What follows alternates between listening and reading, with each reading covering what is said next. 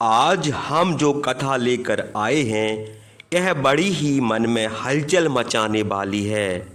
जी हाँ दोस्तों, यह कथा है त्रिलोक विजेता रावण के पिता विशर्वा की।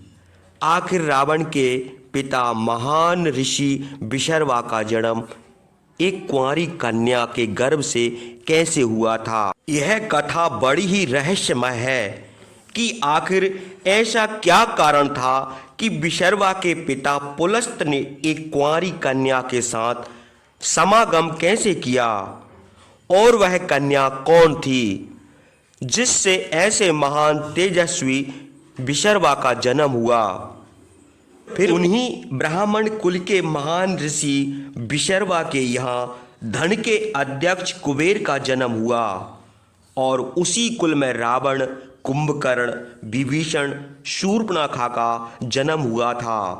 तो आइए चलते हैं इस रोचक प्रसंग की ओर। सतयुग में प्रजापति ब्रह्मा के पुत्र उन्हीं के समान ब्रह्म ऋषि पुलस्त नाम के एक ऋषि हुए थे। वे केवल नाम मात्र के ही प्रजापति के पुत्र नहीं थे, बल्कि कीर्ति, धर्म और शील में अपने पिता के समान थे। महामति पुलस्त अपने उत्तम गुणों के कारण और प्रजापति के पुत्र होने के कारण देवताओं और सब लोगों के प्रिय थे।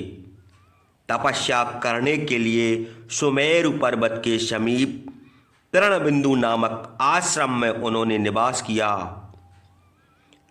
वहां इंद्रियों को वश में करके तपस्या करने लगे, किंतु उनकी तपस्या में ऋषि, नाग और राज ऋषियों की कन्याएं विघ्न करने लगीं। वे आश्रम पर आकर क्रीड़ा करती थीं। वह स्थान बड़ा रमणीय था, सब ऋतुओं में भोग विलास करने के योग्य था। इसी से वे सब नित्य वहां आकर गाती बजाती, नाचती और हाव भाव दिखाती थीं। इस प्रकार मुनि की तपस्या में उन लोगों ने जब बड़ा विघ्न किया तो एक दिन मुनि कुपित होकर बोले, आज से यदि कोई कन्या यहां आकर मुझे दिखेगी तो वह गर्भवती हो जाएगी। मुनि का यह वचन सुनकर और कन्याओं ने डर के मारे वहां आना छोड़ दिया, किंतु राज ऋषि तृणबिंदु की कन्या ने मुनि का यह वचन नहीं सुना था, इसलिए वह आश्रम पर आकर विचरने लगी। उसने अपनी और सखियों को वहां ना देखा। पुलस्त मुनि उस समय वेद का पाठ करते थे। राजकुमारी थोड़ी देर तक वेद का पाठ सुनती रही। फिर उसने तपोनिधि पुलस्त को देखा। मुनि को देखते ही वह गर्भवती हो गई। उसकी देह पीली पड़ने लगी। गर्भ के सब लक्षण स्पष्ट हो गए। अपनी यह दशा देखकर बहुत घबराई। मुझे यह क्या हो गया, यह सोचती हुई वह अपने पिता के पास गई। तृणबिंदु ने उसे गर्भवती देखकर उससे पूछा, तू अभी कुंवारी है, तेरा विवाह नहीं हुआ है, तूने यह गर्भ कैसे धारण किया। यह सुनकर राजकुमारी को बड़ा दुख हुआ। वह हाथ जोड़कर बोली, हे तात, इसका कारण मैं नहीं जानती कि मेरा रूप ऐसा क्यों हो गया। मैं अपनी सखियों को ढूंढने के लिए महर्षि पुलस्त के आश्रम पर अकेली गई थी, किंतु वहां और कोई सखी देख नहीं पड़ी। वहीं मेरी यह दशा हुई है।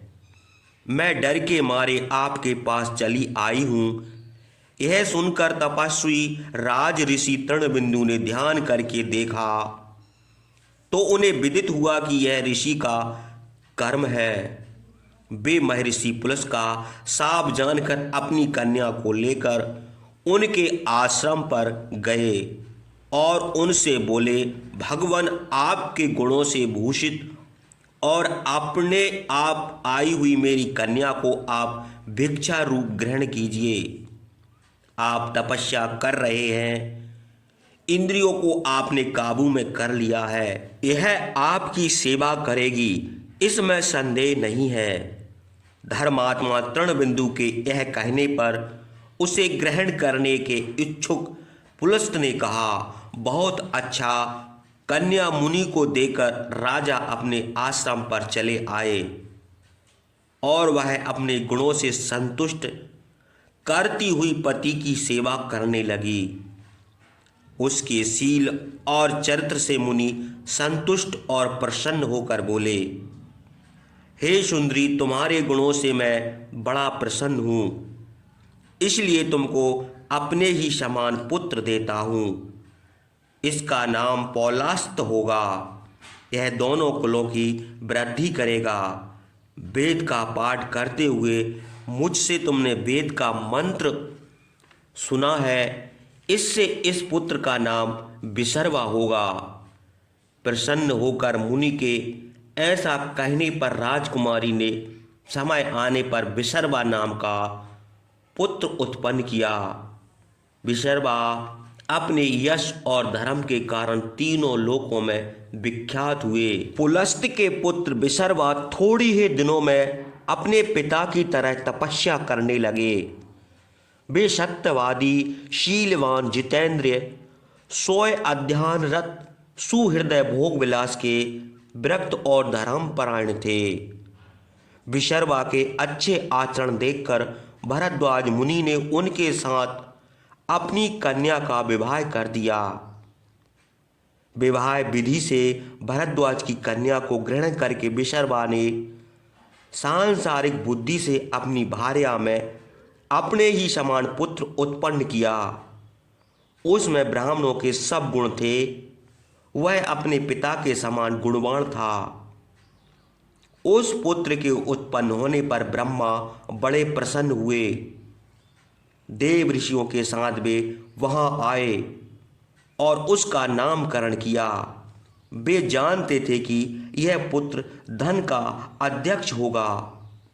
ब्रह्मा ने कहा कि यह विसर्वा का पुत्र है और गुणवान भी विसर्वा के तुल्य है, इसलिए वेश्रवण नाम से इसकी प्रसिद्धि होगी। घृत की आहुति देने पर जिस तरह अग्नि बढ़ती है, वैसे ही तपोवन में वैश्रवण बढ़ने लगे। बड़े होने पर उस महात्मा में यह बुद्धि उत्पन्न हुई कि हम तपस्या आदि धर्म करेंगे, क्योंकि धर्म ही ब्राह्मणों की परम गति है। यह सोचकर वे तपस्या करने लगे। 1000 वर्षों तक कठिन नियमों का पालन करते हुए उन्होंने तप किया। उस समय में कुछ दिनों तक तो केवल जलपान किया, बहुत दिनों तक केवल वायु का सेवन करते रहे और कुछ दिनों तक निराहार रहे। इस विधि से तप करते करते 1000 वर्ष 1 वर्ष के समान बीत गए।